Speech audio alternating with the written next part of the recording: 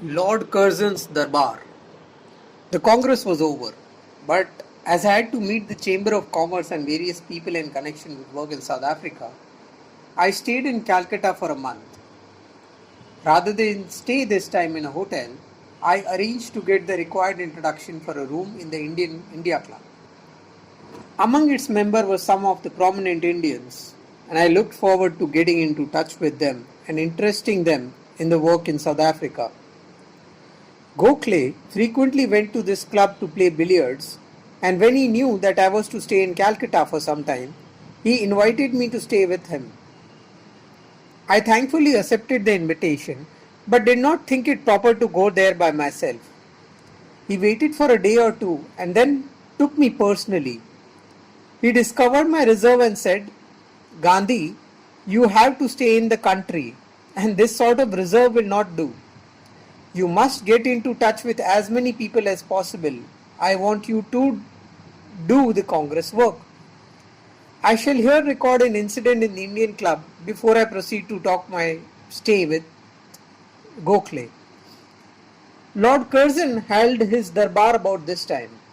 Some Rajas and Maharajas who had been invited into the darbar were members of the club.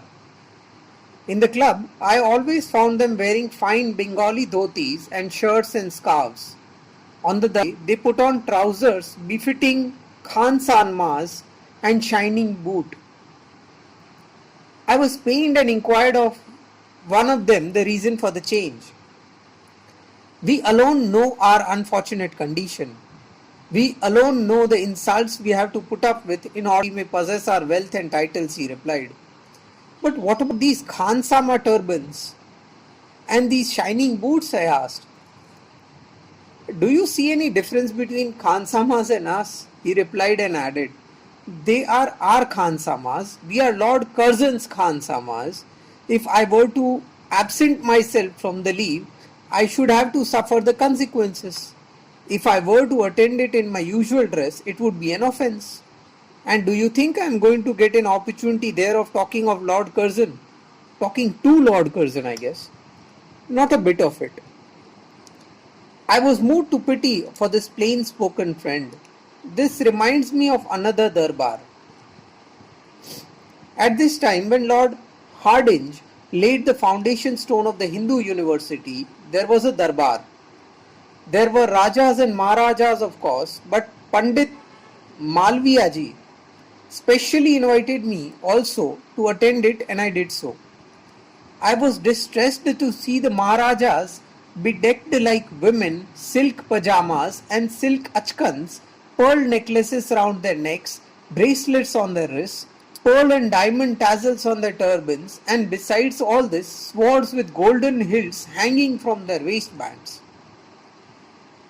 I discovered that these were insignia not of their loyalty but of their slavery. I had thought that they must be wearing these badges of importance of their own free will, but I was told that it was obligatory for these Rajas to wear all their costly jewels at such functions. I also gathered that some of them had a positive dislike for wearing these jewels and that they never wore them except on occasions like the darbar.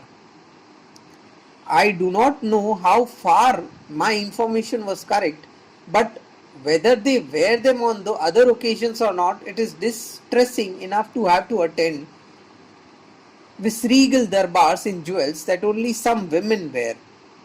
How heavy is the toll of sins and wrongs that wealth, power and prestige exact for a man.